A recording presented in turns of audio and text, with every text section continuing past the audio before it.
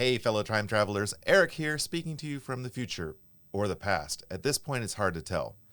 This month's episode quality is not what we would normally strive for due to a corrupted file during recording. We lost all of James's audio and video.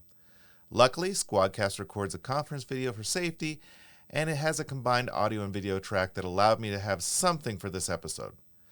The video format is different than what we have normally been using, and the audio was, well, pretty much telephone quality. That said, this is a great episode about a fantastic character and actor, and I hope you will still enjoy it. We've sorted out how the glitch started in the first place and shouldn't have this issue for the next episode. With that said, please enjoy 3 Do Who.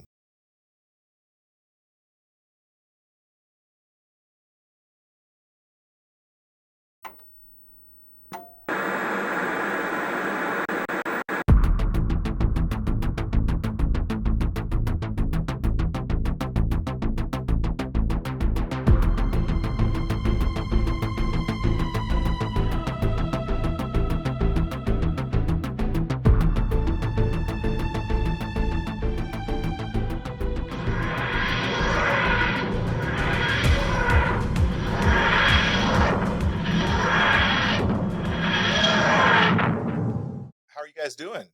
It's been a month. Has it been a month? It's been a month. Yeah, we've been off for a whole month. Yeah.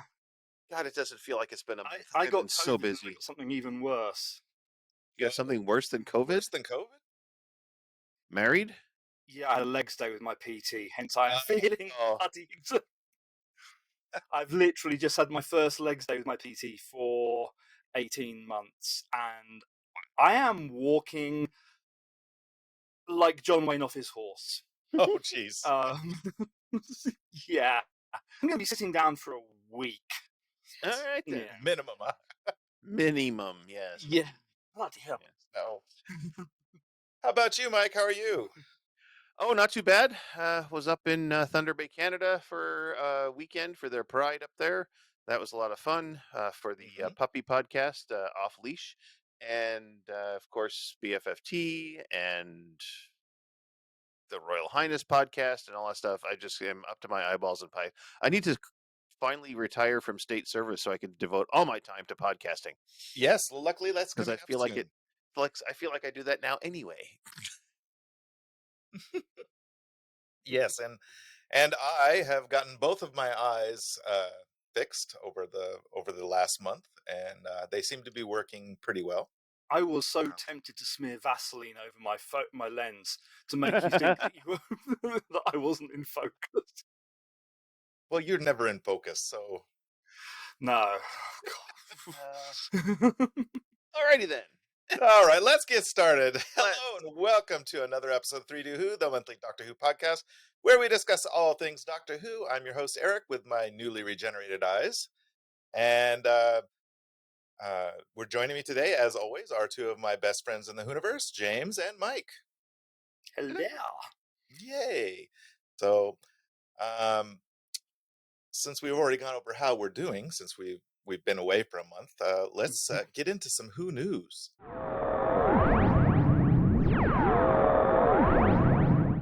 So the only news I really have is that season 1 of the 15th Doctor's run is, of course, now finished and available for pre-order on Blu-ray and DVD for a launch date of August 12th, 2024. And you can find them on Amazon, HMV, and Rare Waves. And that's pretty much all I have. I think James has some other Who news. Well, before we get on to the other stuff, I've got a really important question because there's been a lot of debate in the last couple of weeks about the season 1 physical release. Right. And yeah, it's lovely. It's coming out. It is horrendously expensive compared to all the other seasons. Yes. There has been a huge price jump, which has also been reflected across other media as well. They've started bringing out the novels again. Basically kind of books, new stories for Ruby and the Doctor. They are literally twice the price that they used to be. Oof. And they have got a significantly reduced word count as well. Shrinkflation. So, Ruby Red, the first one, has come out. And yeah, to say that it is a quick read, there are novellas that have come out that are longer than Ruby Red. But the main issue with the DVDs is that you get the extras, but all the extras have been put on the BBC's YouTube channel anyway. So I know there's been an issue with Unleashed. I know that hasn't been kind of made easily available to Americans. Yeah. The video, the in-vision commentaries and stuff, again. But a lot of the behind-the-scenes stuff, a lot of the interviews, a lot of the mini features and stuff are freely available on the BBC's YouTube channel. And there are a lot of people questioning why this is such an expensive release, given when all that stuff's available for free, when nothing new has been made for it. Yeah, right. It's 7 discs, which seems a little bit excessive. It's not even 4K, so basically versions that were available on iPlayer in the UK are actually higher quality than. Oh no! You would think that they would at least go 4K with the Blu-ray release.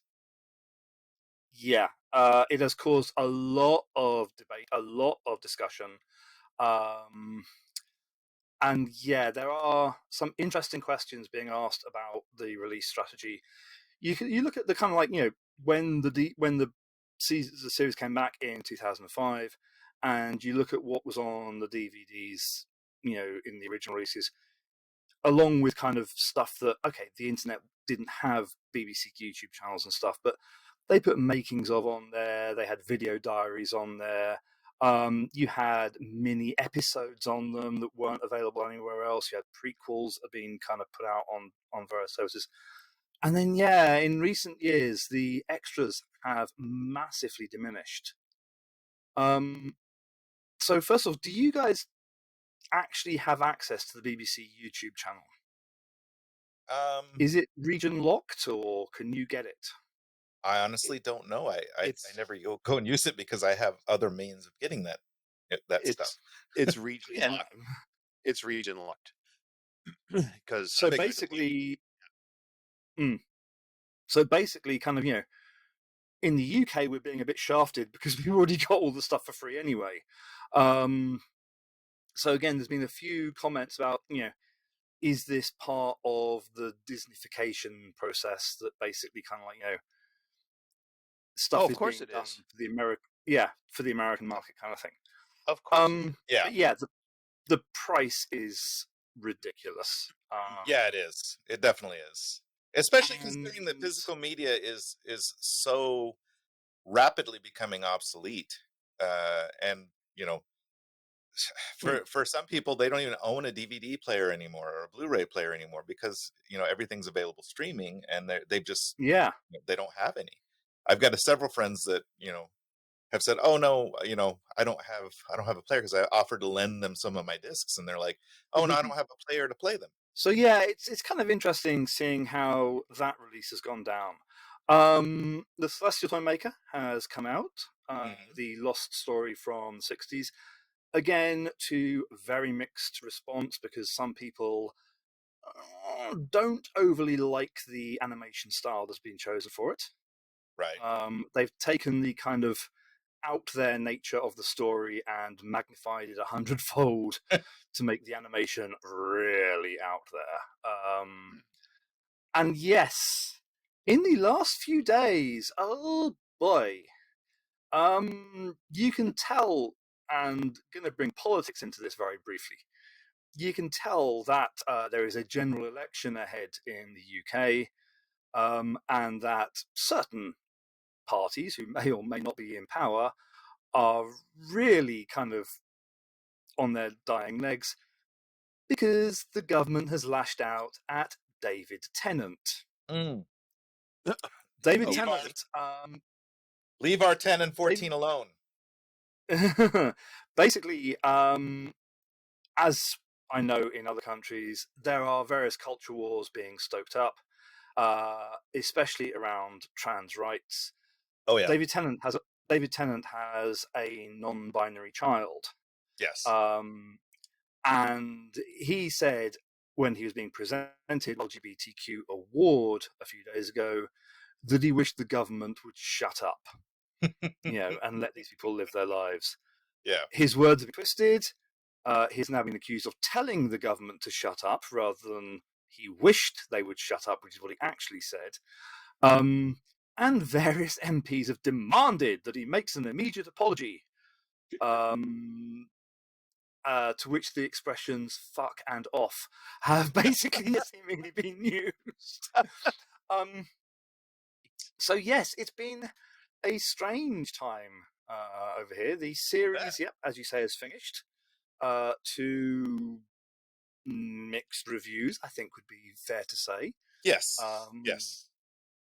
I expect we will talk about that more next month, maybe. Next month, I intend to talk about season 1 because there were some really good ones and there were some really kind of crappy ones. So. Put it this way, I have never seen in 14 years or so on Twitter, I have never seen a season of Doctor Who ripped to pieces and memed as much as this one has been. Yeah, and unfortunately, I think a lot of that is also a little bit of, not a little bit, but a lot of the prejudice of having a black doctor and a gay black a gay doctor. A lot of the problems have been aimed squarely at Russell T Davies's writing. Well, yeah, there is that too. Yeah, but I have seen a lot of people complaining that the 15th Doctor cries too much, and I'm like, did you pay any attention to the fact that he has come to grips with a lot of the trauma that's gone on during the last few seasons, and as many people point. Tennant cried his freaking eyes out yes most of the time. Yes, Did Smith. But because it's a gay man playing this, they're calling him a crybaby, and so I'm like, yeah, that's a little bit, kind of. The stories have always been emotional, even going all the way back to Hartnell's era. There are some emotional scenes, and that's part of drama. You got to get used to that. People are going to cry. Things are going to happen. They're going to make you cry. That's what good drama is. It should make you feel something. So yeah, I think next month when we go through the minutiae of season 1, we'll need an extended edition. Yeah, it might end up being a 2-parter because we have definitely got a lot to go over. There were, like I said, there were some really good bits, and then there were some meh bits, and then there were a lot of like, why would you even make this story bits? The reason for why they would even make the story is because they cocked up the schedule totally. Yeah. And Ncuti wasn't available to film when he should have been. Oh, by the way, another bit. I don't know if we covered this on the last one, but apparently Ncuti's mother has weighed in on pronunciation of his name. He has been pronouncing it wrong. Yeah. Yes. Nothing like learning from your mother that you're pronouncing your name wrong all your life. Yes. You think she would have told him before he got big? But like when he was learning to talk. Who knows? Here's how you pronounce your name. Yes, that's what I mean. Anyway, that is for next time. Yes. We have plenty today because we've got Adric and Matthew House. Yes.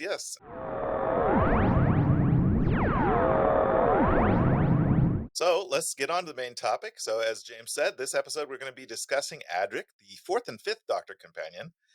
It's fair to say that Adric is in the running with K9 for the most disliked companion in the series. But maybe we can change that perception at least a little bit. Or you can maybe look back and give the character a second chance. So let's dive in to Adric. And words that I'm sure have been used quite a few times in fandom. Probably. Matthew is not a bad-looking guy. I hate to say, I had a crush on him. I don't hate to say it. Oh, didn't we all? Yeah, he was. He was one of my awakenings. He was one of mine as well, and one of my favorite characters. Even though a lot of people didn't like him, but again, he fills that Wesley Crusher role.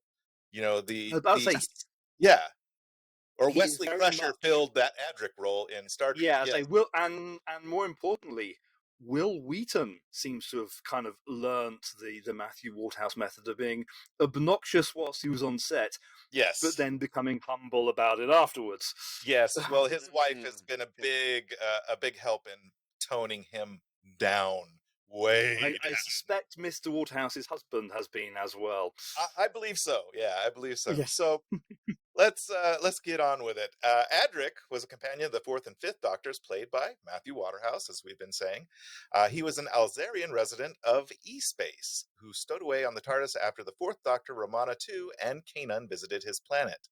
He joined the fourth Doctor, Kanan and Romana II, when they left Alzaris and became a companion. After Romana and Kanan left the TARDIS, Adric stayed when the TARDIS made it back to N-Space, which is, of course, the prime universe of Gallifrey, where most of the stories are taking place. Adric is a brilliant mathematician, wears a star-shaped badge for mathematical excellence, which I always hated that stupid thing. It looked like so cheap. But though he is intelligent, It was gold-plated! Yes. Gold-plated cardboard. Very, very thin coating of gold. Yes, one very thin. molecule, I think I read. Molecule of gold. Yes. E-Space is short on gold, apparently. Apparently, yes.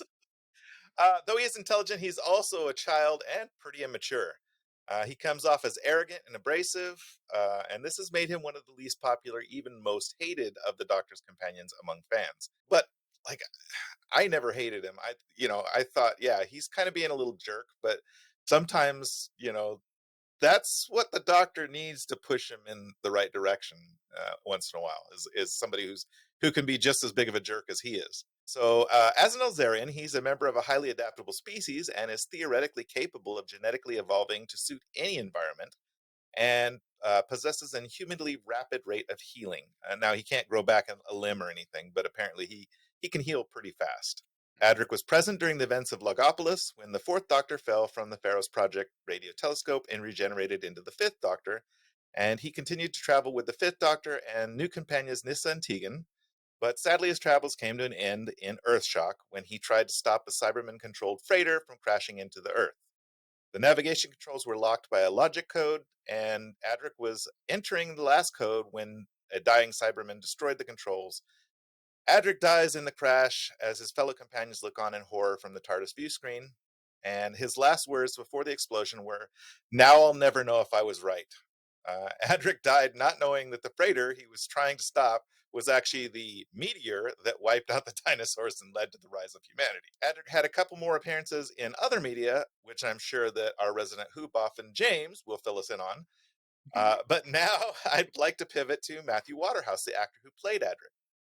Waterhouse was born in Hertford. It's Hertford, right? Or Hereford? Yes. Okay. He was born in one of those two places, but we're in both of them. It could be. Who knows? But he was brought up in Haywards Heath in Sussex. Matthew Waterhouse was born the son of a company solicitor. He joined the BBC as a clerk, working in the news information department, while also pursuing an acting career. His first TV role was as a public school boy in To Serve Them All My Days in 1980. He had not even started working on that program when he auditioned and won the role of Adric in Doctor Who. Since his departure in the series, he has worked mainly in the theater, appearing as Puck in Midsummer Night's Dream, Peter Pan in Peter Pan, and Edmund in The Lion, the Witch, and the Wardrobe. He has also starred in a one-man show, The Adventures of Huckleberry Finn, adapted from Mark Twain's novel. Waterhouse was the youngest actor to play a companion and remains the youngest male to have done so. In 2010, Caitlin Blackwood, aged 10, played the role of 7-year-old Amelia Pond, the 11th Doctor's first companion, and continued to portray her on a recurring basis throughout and immediately beyond her cousin Karen Gillian's regular performance as an adult Amy. Matthew Waterhouse is openly gay and believed to be the first non-heterosexual actor on Doctor Who to have been open about his sexuality while on the series. He also played the third companion to die in the series after Katrina in 1965 and Sarah Kingdom in 1966. He lived here in the U.S. from 1998 to 2016 in Connecticut and has since returned to live in the U.K. full-time with his American husband. And that's pretty much all I have as far as the background for Adric. I found a really funny quote from him, and I don't know why he is reading this in the third person or saying this in the third person as the royal we, but he said, "We had posters of Tom Baker and Louise Jameson on our bedroom walls because we were in love with Leela, even if we were gay." So that's my little synopsis of Adric. And who would like to go first on I will their... let Mike go first because I've got the mother of all spanners to throw into the works. Oh, of course you do. You always do. Yeah. Okay. So I remember watching Adric on the show, and I remember seeing him, and I thought at the time he seems a little immature. But then, as I was doing research for this podcast for today, I learned a lot more about Adric, and I've come to my own conclusion that Adric is supposed to have been the counterpoint to the Doctor's logic because his planet is the opposite of Gallifrey. Everything is opposite. They've got negative longitude latitudes. They've got negative. Everything is negative, negative, negative.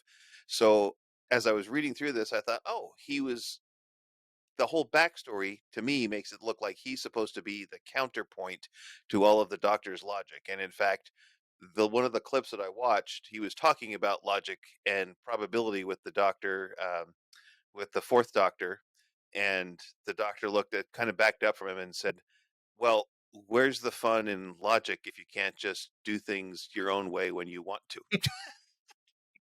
so True. And that was the first clip I watched, and that kind of gave me the vision of Adric being the opposite of everything, trying to look at the counterpoints to all that stuff. I'm probably totally off base, but that's what I picked up on. He's a cutie, I'll give him that. Yeah, I didn't find any pictures of him. He's aged well. Oh, he's aged well. He's actually a very good-looking man. Okay, he looked goofy as a kid, though. It's depressing to think that he's like 60-something now. Yes, but he's still pretty hot. He's got to be older than me because if he was on the show in what 65, 66, 67, was that when he was on the show? No, he was 80. He was the 80s. Yeah. Was that the 80s? Wow. Boy, yes, production value didn't change much from Baker's run to the 80s, did it? Like, anyway, that's my spin on Adric. Then, I guess. Yeah. Yeah. I mean, I'm sure I'll have things to say when James starts spewing the spanner wrench stuff. All right. Okay.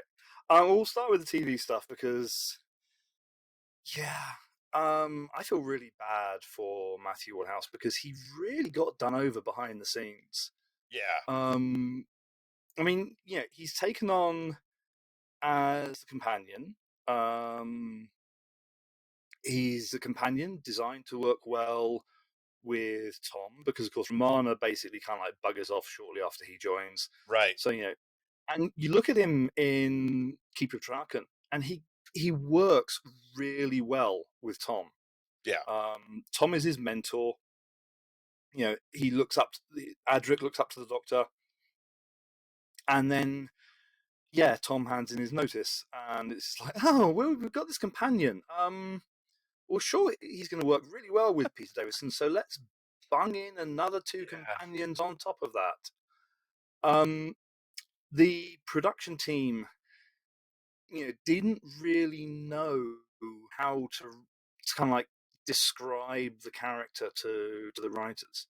And there wasn't a particularly strong script editing, script kind of consolidation going on, because the start of the Peter Davison era was very chaotic. They had loads of scripts fall through. Four to Doomsday, which was the second story shown, was actually the first one filmed. Castra Valva, which was the first one shown, was the fourth one filmed.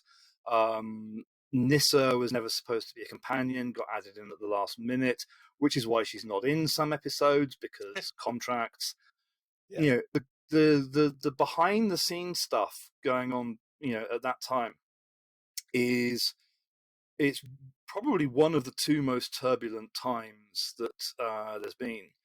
Yeah. The other being around season 3, which is coincidentally when the other or one of the other least liked companions was around the character Dodo, who similarly was designed as a companion with certain things, and then new production team came in, decided to try and rewrite the character. BBC bosses told them to rewrite the rewrites. Yeah, so basically, we've got the situation again where behind the scenes have kind of messed the characterization around. It's why in some stories he's far more naive than in others. Fall to Doomsday, he basically seemingly sides with the baddies. In Kinder, he seemingly sides with the baddies, but actually he's bluffing. He was described in the paperwork as the artful dodger in space. Yeah, but never really got that from him. No. Yeah. And again, this was the problem. They kind of, because nothing was filmed in order, nothing was kind of, monitored. So, okay, I know we've got this one first, but this is going to be shown first. Have we got him kind of consistent between them? Right. There are interesting stories about behind-the-scenes relationships as well. We'll start with the one which has never, ever been denied. If you watch Castrovalva, he did a good job that Adric is in a very bad way during that story. Because Matthew Waterhouse got bladdered. It was his 18th or something. He got absolutely bladdered, and on location, basically, he had a Tom Baker lunch, is what you're saying. Lunch, dinner, breakfast, afternoon tea, and during one take, not the one used in the episode, but during one take, basically as they were running back to the TARDIS, disappeared behind a tree to vomit violently. Oh, no. Jeez. It was so bad that apparently they had to put greenish makeup on him in the studio sessions to try and match how bad he looked in the location filming. He's, the trouble was, he got paired with Tom initially, and then there were other companions foist on there. It does not sound like, at the time, they got on particularly well. I know Lalla Ward has never been particularly glowing about him. No. That would be an understatement. Yeah. Janet Fielding has also bitched her mouth off about him regularly, but then again, she does that about pretty much everyone. If you watch the Blu-rays, because they've been releasing the classic series on Blu-ray, they've done a brilliant, and I do mean it, it's a brilliant new feature for pretty much every single story called Behind the Sofa. And what it is you've got kind of like 3 sofas set up. One sofa has got like the stars of the particular season on it, or people related to the season. And then you've got kind of like 2 other sofas with other doctors or other companions or whatever. And basically they are providing allegedly a kind of like a spontaneous watching it for the first time type commentary. Like a little bit of MST3K. Yeah. For the season where Matthew Waterhouse is on the sofa with Peter Davison and Janet Fielding, they bully the crap out of him. He's really, it's really, I won't say unpleasant to watch, but you can tell that kind of, uncomfortable. Yeah. Where he is then kind of in other seasons paired with other people, he comes across really well. Yeah. I mean, he comes across as being highly knowledgeable, very intelligent, quick-witted, and I think, a lot of the problems really come from that kind of friction between him and Janet Fielding and Peter Davison. Yeah. When Earthshock was planned and they realised they had to get rid of a companion, I think Peter Davison was allegedly quite happy that it was Matthew that was going. They just forgot to tell Matthew that he was being killed off. Yeah. Allegedly, Matthew found out by someone leaving the script laying around and him reading it. Oh, no. That's not the way you want to find out you just lost your job. No. As with so much of this, how much of it is 100% true? How much of it is fan myth? Because we know that these actors don't always tell the truth either, because they want to tell a better story, Right. because they want to make themselves sound better or worse, they want to make someone else sound better or worse. But it was definitely, by the sounds of it, an interesting working relationship. Was not helped by, a while after Matthew left, he did his first interview with Doctor Who magazine. Bad, huh? He did not come across well in it. Oh no. There were complaints in the letters page the following months about how patronizing and kind of how rude he seemed to come across. And then, he basically didn't exactly disappear from fandom and stuff, but he really, he didn't do interviews. And when Big Finish started, they released their first one in 1999. Matthew wasn't interested in doing them. But then again, neither was Tom Baker, neither was Janet Fielding. Yeah, I watched a video clip of him talking about that. How he didn't initially do that. One, because he wasn't sure that he could portray himself again as the 15-year-old Adric was supposed to be.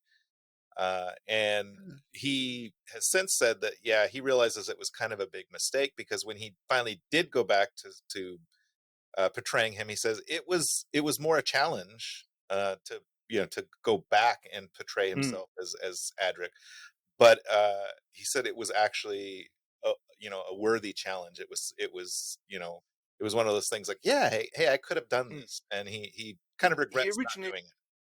He originally agreed to do a one-off box set, Fifth Doctor Adventures Volume 1, and as with all of them, they got Janet doing it this way, they got Tom doing it this way.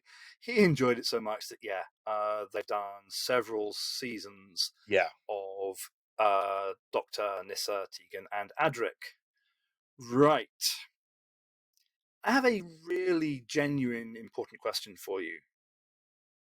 How much coherence and how much continuity should there be in an expanded universe for a show or a franchise? Well, for Doctor Who, I can really say without reservation that it doesn't really matter as much to me, because we know that there's a lot of time in between episodes sometimes that things are happening, that we're not seeing behind the scenes, that the Doctor is off doing other things and his companions are off doing other things, and it doesn't matter so much to me as long as they don't like massively break the storylines. When they massively break it, is kind of like that's kind of problematic. But when it's like, oh well, this happened between this story arc and this story arc, we just weren't there to see it, and I'm 100% fine with that, even if it does create little kind of ripples in the character arcs and stuff. I'm okay with that, because it's expanded universe stuff. I mean, even Star Trek does the same thing. The novels of Star Trek: The Next Generation and the original series all have some of those in between episode story arcs that sometimes bend or even break, the actual story arc just a little bit. Canon. Yeah. Okay. And Mike, your thoughts? I don't know. The Doctor Who expanded universe is fraught with alternative timelines and changes and this and that, and the Doctor dies, the Doctor doesn't die, we have the new Doctor, we have the old Doctor, we have companions that get resurrected.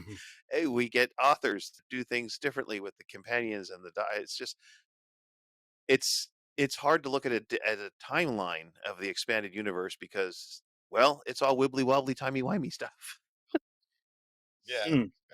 Well, I know Matthew has also said that one of the things he really didn't want to, one of the reasons he really didn't want to portray Adric again in the Big Finish stuff was because he didn't want him coming back to life, because he thinks that's a rubbish way to do things. But at the same time, it was a character he did love playing, and he felt, as long as they could keep it from being, Adric's back alive now because something happened, he was okay with doing it. Sure. Well, not only that, but still, well, hang on a second. So still, the the nice thing about the expanded universe is that it actually does give writers the opportunity to bring back any character at any time, based on whatever canon they want to follow. So, Yeah. you think about it, they could bring back any character anytime, anywhere, because it's a time travel show. Mm-hmm. So there is a tiny little wrinkle when Adric is concerned. Yes. I think I know where you're going with this. Oh, I very much doubt it. So, apologies, by the way. There'll be minor spoilers ahead for quite an old Big Finish now, but it's one that kind of has got to be mentioned. Okay. So, Doctor is traveling with Nyssa. Basically, after Earthshock, Tegan disappears off for a while, and there are literally hundreds of episodes with Peter Davison and Sarah Sutton just doing Fifth Doctor and Nyssa. And in these, they encounter a character called Thomas Brewster, who at one point ends up stealing the TARDIS. Yes. Yeah. I saw a little bit of this during my research. Yeah. And there is a mini set of stories where basically the Doctor and Nyssa have got to kind of get the TARDIS back, sort of thing. Well, you can't walk through the time vortex. You can, but only in sensible shoes. And there is one story where basically they go back to prehistoric era, where they find that it's not just dinosaurs on the Earth. There are all kinds of other people there who are ruled by a mysterious, quite elderly person. Yes, this is the wrinkle I thought it was going to be. So I did do research. Yeah, and it is one of the few times that I have ever sworn out loud at a Big Finish cliffhanger, because the rug is pulled out from under you. They spend the whole of the first episode making you believe that it is this Thomas Brewster character, and actually it turns out it is Adric who survived the crash. The story is genuinely quite fun. I would recommend it. It's called The Boy That Time Forgot. But yeah, you do need to have the ones kind of leading up to it to understand exactly, how this situation has come about. And yeah, it's lovely because it kind of gives Adric a closure type thing. In the extras, it does have one of the absolute bitchiest lines I've ever heard from Peter Davison. He said it was because, of course, being before they got Matthew Wardhausen, because it was an old man play, they got an actor called Andrew Sachs to play the role. And Peter Davison said, "How lovely to see an actor playing Adric." Wow! Wow! And they actually put that in the extras. That wasn't censored. That was Oh wow! Jeez, that was hard. No wonder that couch scene clearly so uncomfortable, Matthew. Clearly, there was no love lost between the two of them. No. Yeah, and that's all well and good. And then they got Adric back. They did all the stories, kind of with the three of them and the Doctor and the TARDIS.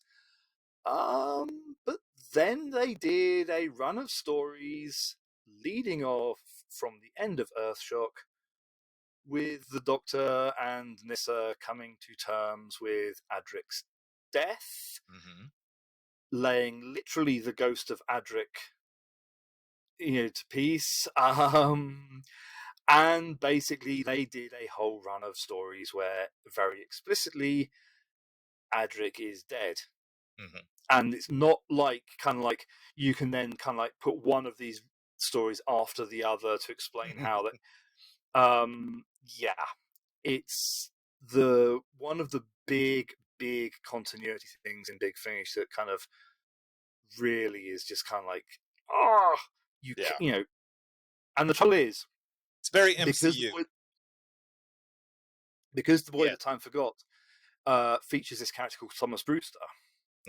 If you then say, "Oh well, it's all well and good, we'll just forget that those Thomas Brewsters ever happened," the trouble is, Thomas Brewster then becomes a companion of the Sixth Doctor.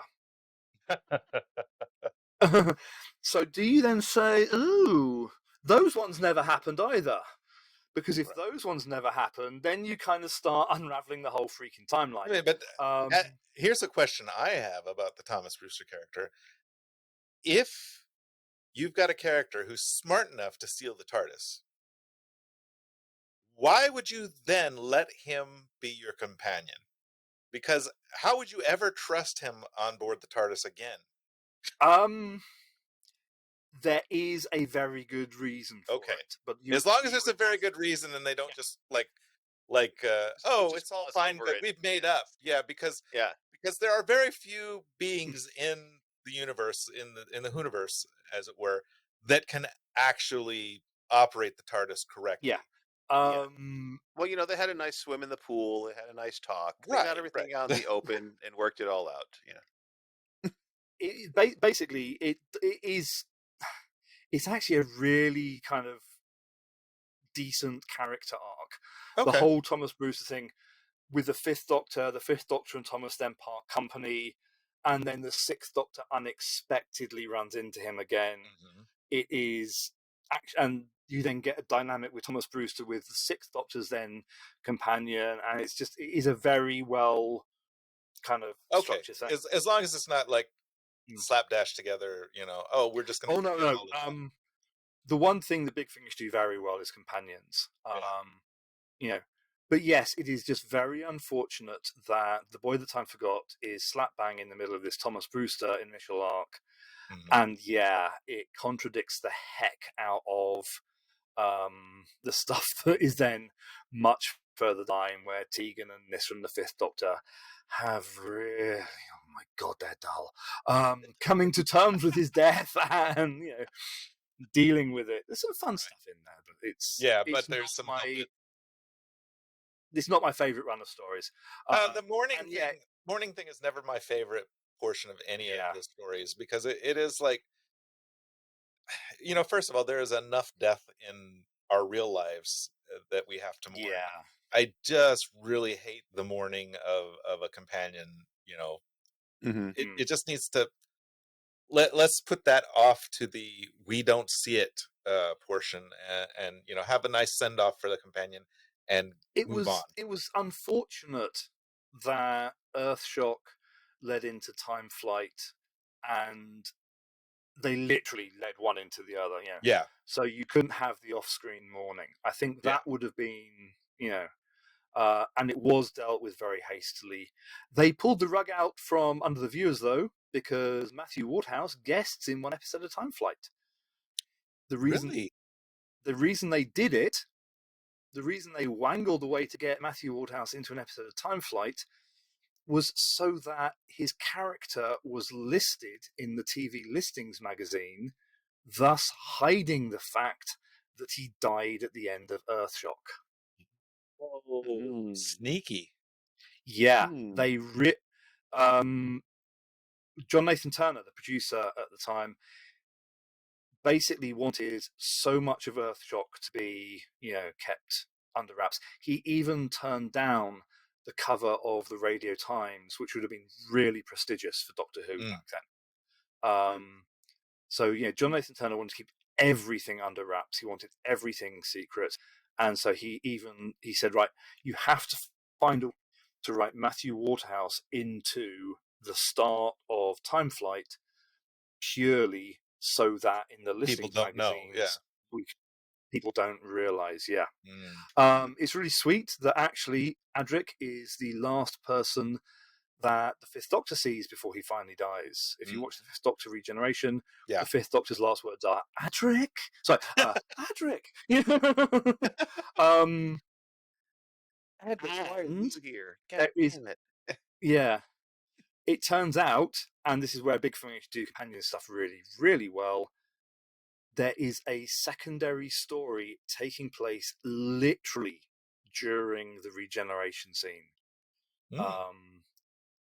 Nyssa is off having her own issues, and there is a psychic connection made as the Doctor regenerates, and it is a lovely one-part story called Winter.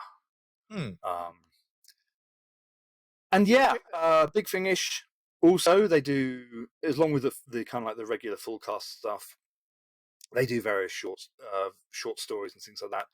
And Matthew Waterhouse, reads various of them. He's written stuff as well. He's written full-length talking books for Big Finish, and he is the character is, if you take Big Finish as canon, Big Finish have made him canonically bisexual. So he has in Big Finish, he's got both male and female lovers. So it is a wonderful, I think it's a lovely nod to kind of what should have been done with Adric's character. Yeah. Because there's a bloody obvious reason why he's not hitting on Nissa and Tegan. Right. Yeah. Quite. Well, they're not Leela. I mean, that's the reason. I mean, yeah. There's some, there is some very interesting takes on Adric in the novels as well. Some of the novels pick up on the behind-the-scenes atmosphere and do not present Adric particularly well. But others have decided to go down, let's try and give the character another chance route. And there is a book which has been adapted by Big Finish called Cold Fusion, which really shows Adric in a different light because it pairs him with the Seventh Doctor. Oh, interesting. It is a multi-Doctor story with one hell of a twist at the end of part one. If you don't know what's coming, I am not going to say. Well, I'm going to have to read it now. Definitely. Yeah. The audio version does remove the single best line from the book, though, which I've never forgiven them. Yeah. When the Seventh Doctor says, I'm trapped here with one of my former selves, and it isn't even one of the good ones. Nice. So it's a bumpy ride for Adric. He has redeemed. Matthew Waterhouse has very much redeemed himself, and that, these days, as you say, comes across really well.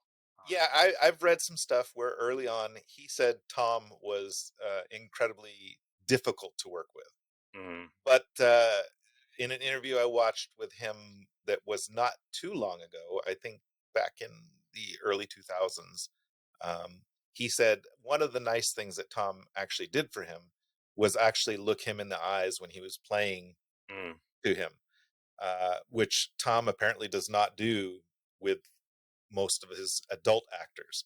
And he said it really helped boost his confidence in his acting ability, because Tom was directly looking and directly interfacing with him and not treating him as just a set piece, as it were, a prop. Yeah.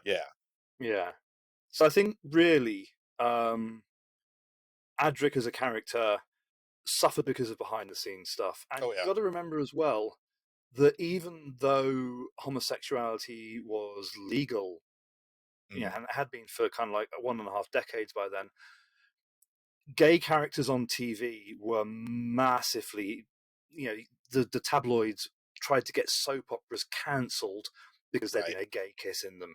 Right. So it would have been fantastic to have, the ability to have Adric as a non-straight companion. Yeah. But at the time, society just wouldn't have allowed it. Well, I mean, again, it's like with when we were talking about Ace. I mean, at the time, it just couldn't really happen, and they did as much as they could, but it's just barely obvious. It's like blink and you miss it type of acknowledgement. I think Adric, if he is a modern day companion, would have gone down so much better. I think so too. So much more with him. Like I said, I think they shorted him, like you said, big time in the story writing and character development department, and made him, just more annoying than the character needed to be. But I really didn't find him annoying. And again, this is the same thing the same argument I have with people who like to diss Wesley Crusher on Star Trek. it's, as a kid, it's really encouraging, especially a kid who likes math and science and stuff like that. It's encouraging to see a young character who can hold their own, with the adult characters as far as their ability to grasp and utilize science and technology. And that was one of the things that Adric did. He was a very good role model for kids who were, really interested in STEM. It makes me mad that they shorted his character's development. But at the same time, there are some brilliant scenes where Adric is, really showing that, hey, he's genius. He can stand up there with the Doctor and go toe to toe with the Doctor on, on a lot of heavy duty science theory and stuff. And that was really kind of cool for me. And the same with Wesley Crusher. He could stand up to any of the adults on the show and sometimes surpass them. And Exactly. that is encouraging to kids who are maybe being bullied about the fact that that they like science, they like math, engineering and stuff like that. So I think we need more characters like that in sci-fi, because they really do encourage kids to, find their footing and really not be ashamed of being, in love with math and science and technology. Absolutely agreed. Yeah. Right. I think that's about it for Adric, isn't it? Yeah, I think that is. I think we've kind of helped out. I think with maybe some perceptions of Adric being just a little insufferable, guy. He's not. He was just written poorly. He was just written that way. Yeah. Yes. I'm not a bad rabbit. I'm just drawn that way. Drawn that way. Yeah. But now I'm seeing Matthew and Jessica's dress. Oh yes. No. Okay, I'm going to lose my lunch now. Anyway, oh yeah, I did not need that image. Right. Do you want something? Should we have some trivia? Because let's do some trivia. Let's do some trivia.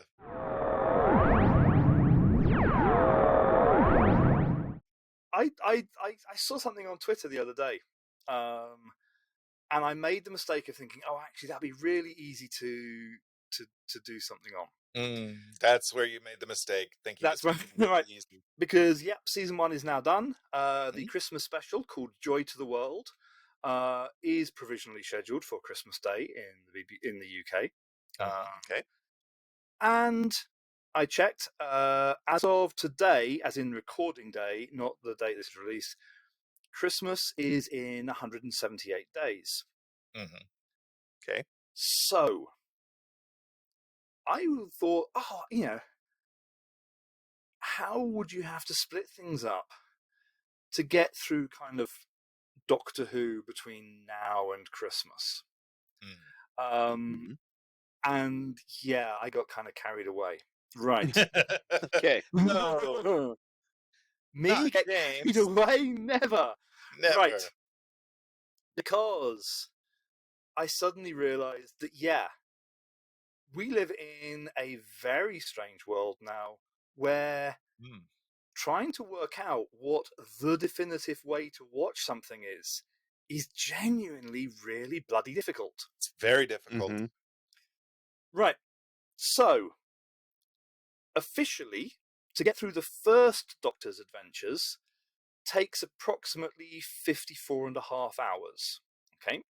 Yep. Okay. However, Marco Polo, one of the missing stories that we've discussed when we did the Warriors Insane episode. Yep, there is the CD release of the soundtrack, but on one of the DVDs there is a 35-minute edited kind of compilation sort of version of it. So kind of, okay, which do you do? Then you realise that, the DVD release of Dalek Invasion of Earth also has CGI options. So do you watch it once without and once with? And then Galaxy 4, which is, again, one of the missing ones which has been animated, as has Celestial Tomac, of course. On those releases, you've got the animations and you've got the photographic reconstructions. Right. So kind of trying to decide how you're going to do the first Doctor is a bit of a challenge. But yeah, approximately 54 and a half hours. The second Doctor is just under 47 and a half hours. Okay. Power of the Daleks has now been animated twice. So there are actually two distinct versions of Power of the Daleks that you can watch, and there are 3 official photographic reconstructions of it. So potentially you could watch 5 versions of Power of the Daleks and not see the same version twice. Okay. Macroterra, when it was animated, they decided that one of the scenes in episode 1 would be too difficult to animate, so they edited it out of the animated version, but they left it in the photographic reconstruction version. So you can basically kind of do 2 versions of episode 1 if you want what is now the extended version or the animated version. There are, because it's been released twice, there are 2 versions of the missing episode of Web of Fear. So again, you can see either the photographic reconstructions or the rather less than brilliant animated version of episode 3. Okay. That's, third Doctor era, 52 hours, but in the third Doctor era, when it was actually being broadcast, they started doing omnibus versions, which were cut down versions. So you can either speed up the third Doctor's era and get it down to about 48 hours, or you can extend it to about 55 hours by watching the omnibus as well as the regular versions. Oh, and on the DVDs, some episodes have got scenes that weren't in the broadcast versions, so you've got... Okay. Right. Fourth Doctor, 69 hours. Okay. Nice. Yep. Yeah. Nice number. Yes, nice number. Yeah. Until you factor in Sharda, which there are now 3 versions of the incomplete story. Yes. There are omnibus versions, plus a lot of the Tom Baker ones have got CGI done for them, so you can watch them with or without CGI. Okay, Fifth Doctor, officially 30 hours, but there are now 4 distinct versions of the 5 Doctors. There are multiple versions of Enlightenment. Terminus has got Special Edition. Planet of Fire has got both regular and Special Edition, but the Special Edition is shorter than the regular, but has scenes that were specially shot for it. Wow. All right. The Sixth Doctor, 17 hours, 20 minutes. But on the Blu-ray version of Trial of a Time Lord, they actually edited Terror of the Vervoids into its own standalone story that was, bless you, separate. Didn't need the linking text, linking scenes. So technically, you can do Terror of the Vervoids and Trial of a Time Lord as separate stories. Oh, and there are kind of like extended edits of nearly every single episode. So that 17 hours can probably get to about 20 if you really push it. Seventh Doctor, no, not too many bits for him. 17 hours, but nearly all of his stories have got extended editions, omnibus versions. It's just, yeah. Eighth Doctor, nice and easy, you would think. You would think. You would think. But this is going to come back and haunt us in a short time. TV movie, nice and easy, 1 hour 25. To be continued. But, right. Into the new series, Ninth Doctor, piece of cake, 9 hours, 30 minutes, no extended edits, no nothing. Okay. Trouble is, 10th Doctor, 38 hours, but then you've got Dreamland, which was one of the animated ones. You've got Infinite Quest, which was the animated ones. You've got 2 special scenes shot for children in need. You've got TARDISodes for each episode of season 2. So that 38 hours is really going to stretch, depending upon What you watch. what you watch. That is nothing, though, compared to the complete clusterfuck that is trying to work out how long it's going to take you to get through the 11th Doctor.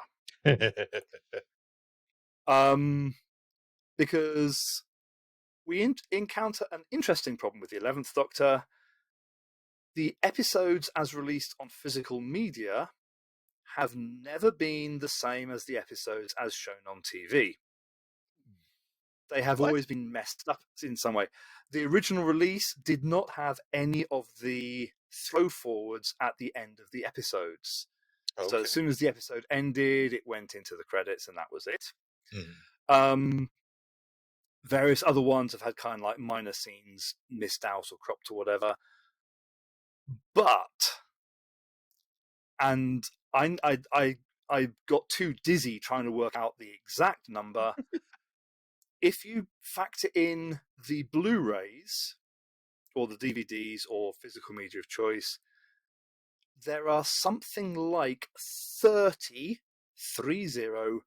prequels and mini episodes to be slotted in around. Oh my gosh. Wow. I think if you are generous, you can get it up to closer to 40. Okay. And some of these last 5 minutes, 6 minutes, others last a few minutes.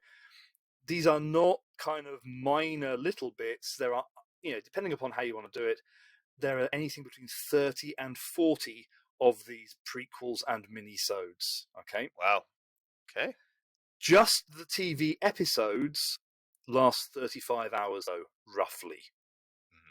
Okay. 12th Doctor, actually, his was the one of the easier ones. 32 hours, very little in the kind of extra fiction. There were just 2 prequels I managed to find. And the 13th Doctor, very straightforward, 29 hours of episodes with no additional bits. So far, not factoring in the minisodes, prequels, and omnibuses and everything, that's 459 hours. Okay. Wow. That's a good day. Right. And I then thought, well, actually, if we want to do this as just the BBC, so I'm not going to include Big Finish with one exception. Okay. And because people read at different speeds, we won't go into kind of like the word counts of the books and stuff like that. But so far, since the Tennant era version 1, they have now released 53 audio stories which were exclusive to CD, with a running time of about 75 hours. Oh, jeez. Wow. Right. Since the new series came back, if you take all of the short story collections that have been released as talking books, that is another 120 hours of Doctor Who stories.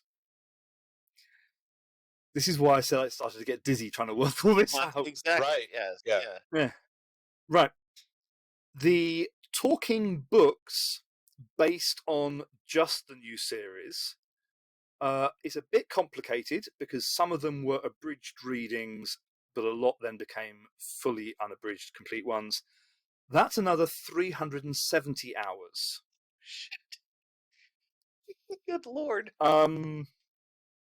There are then special special kind of like non-regular releases, which were another 100 hours of talking books. Oh my gosh. Wow. For the 50th, the BBC released a 12.5-hour set of CDs called Destiny of the Doctor. And just for shits and giggles, I threw in the 2 Peter Cushing movies from the 60s. The grand total, I say this does not include Big Finish, except to bring back the 8th Doctor, BBC actually broadcast on radio some of the Big Finish 8th Doctor stuff. To the extent where, you can extend the 8th Doctor by about another 26 hours. Okay.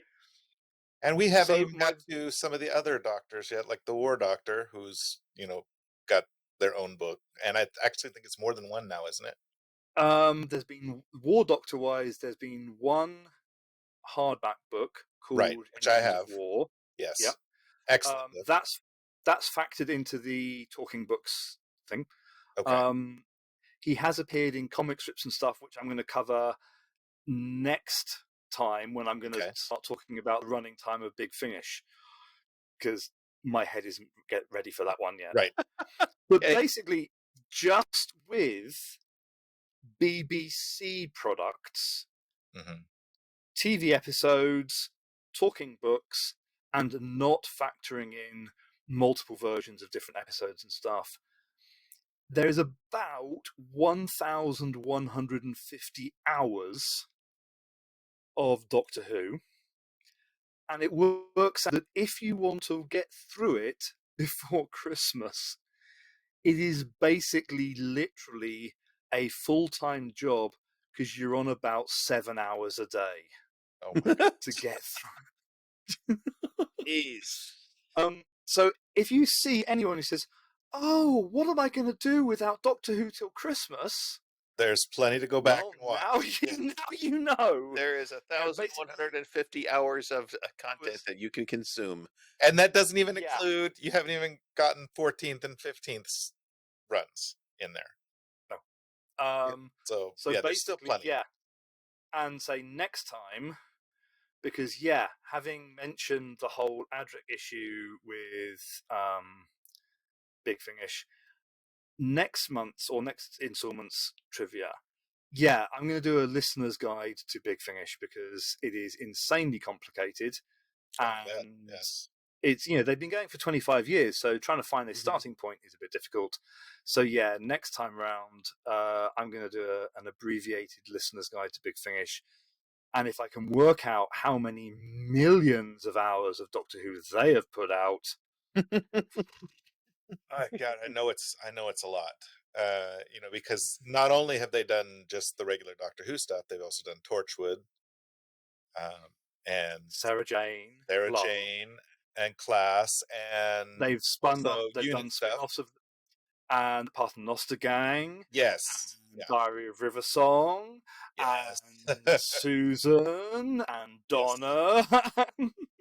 There is a lot of stuff that they've done. Yeah. I mean, it's just massive amount of. But because a lot of it is either freely available on Spotify, they do sales very regularly.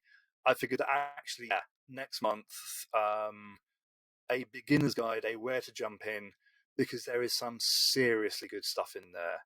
Excellent. And I promise not to shit stir by pointing out that they do at least 2 box sets where the Doctor encounters Sutek.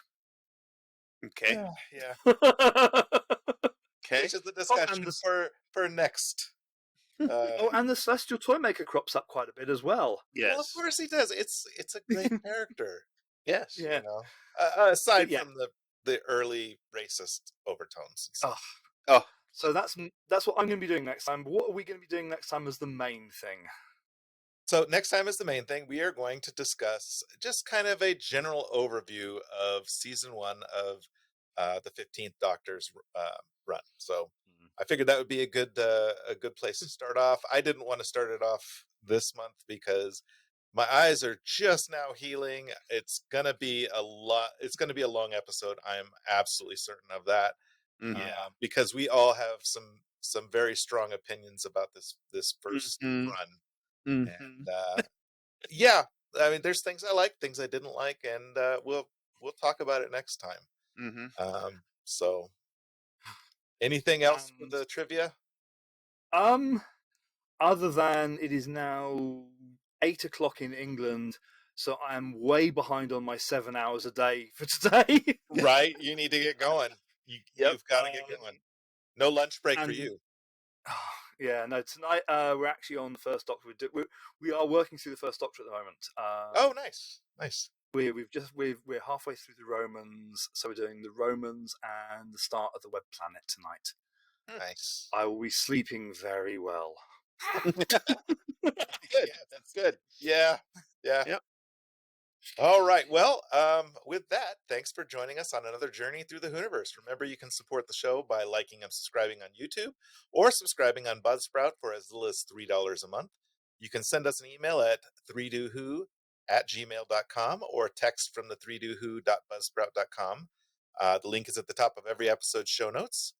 Follow us on Blue Sky, 3dowho.bsky.social. Remember, first things first, but not necessarily in that order. Mike, any final thoughts for our audience? Oh, just remember that not all the Doctor's companions can be home runs, but Adric is nothing if not consistent in his failures. I have seen him fail a lot. But hope everyone's having fun doing all your timey-wimey things. Nice. James, close us out, please. If it wasn't for Adric, I very much doubt we'd have had so much of the wonderful gay sex that took up a lot of the wilderness years. Yes. But that's another story altogether. Yes. All right. We'll see you all next time.